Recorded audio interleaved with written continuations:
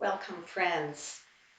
We are now in Holy Week, the week leading up to Easter, the most sacred time of the Christian year.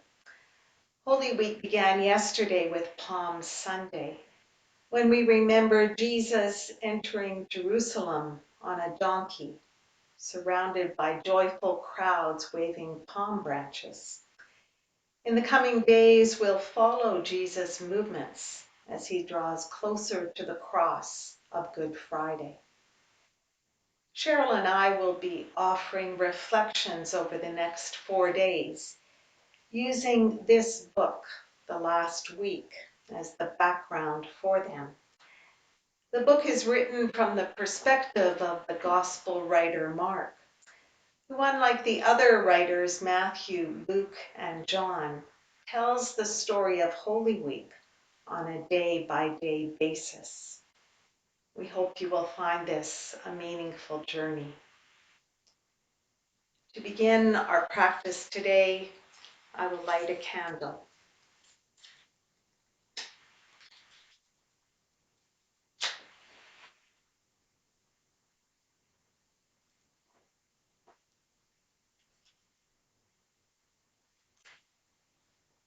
For people of Christian faith, a lit candle reminds us of the Spirit of Christ.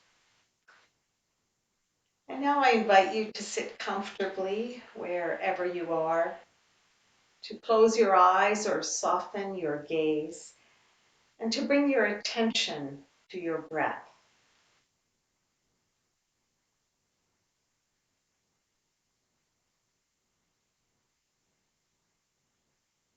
Breathe in and breathe out deeply several times.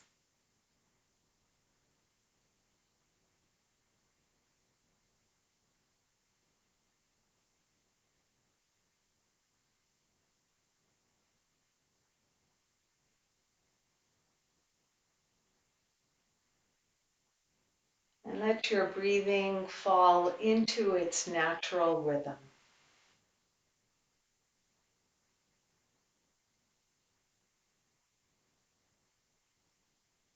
Attending to the breath is a way of centering ourselves, quietening ourselves for reflection and prayer.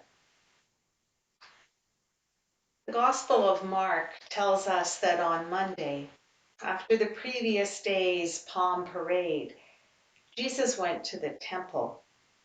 You can read the story of his angry overturning of the money changers' tables and his driving out of the buyers and sellers there in Mark chapter 11, verses 12 to 19. We think of Jesus in Jerusalem. The crowd of happy palm branch wavers has gone home. And this is the day on which Jesus just can't take the corruption of those in charge of the temple anymore. We often hear this story as Jesus condemning the activities that were going on in the temple. In fact, he was protesting those who were substituting the worship of God for the justice God desires by oppressing and failing to care for those in need. Jesus is enraged by this. In today's language, he loses it. While this incident may seem like an un-Jesus-like outburst, it demonstrates the deep passion with which Jesus is determined to restore Jerusalem and the people to a different life, a life returned to holy observance, respect, and honor of God and others, rather than the practice of injustice and inequity. We think of those words from the Hebrew prophet Micah that Jesus would also have known. What does the Lord require of you but to do justice, to love kindness, and to walk humbly with your God. Most of us aren't trying to do the dangerous overturning and change-making work that Jesus did. And yet we are all living in a time of growing awareness of justice and oppression in our world. These are tense and turbulent and disturbing times. As you reflect on this story today, I invite you to ponder in silence. How do you respond to Jesus' angry outburst in the temple?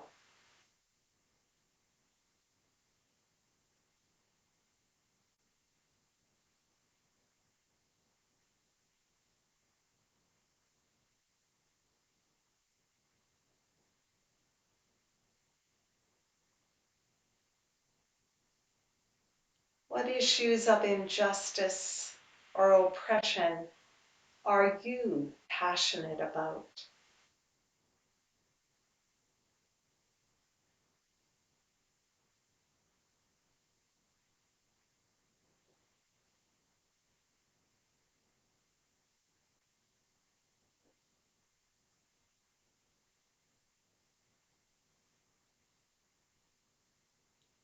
What does the call to do justice and to love kindness and to walk humbly with your God mean for you?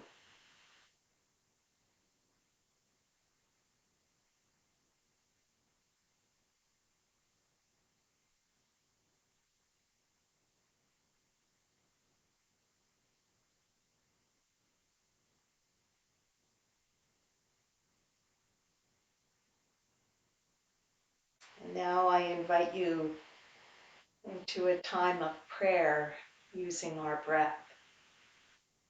As you breathe in, say quietly within yourself, justice. And as you breathe out, say for all. We will continue this breath prayer for the remainder of our time together.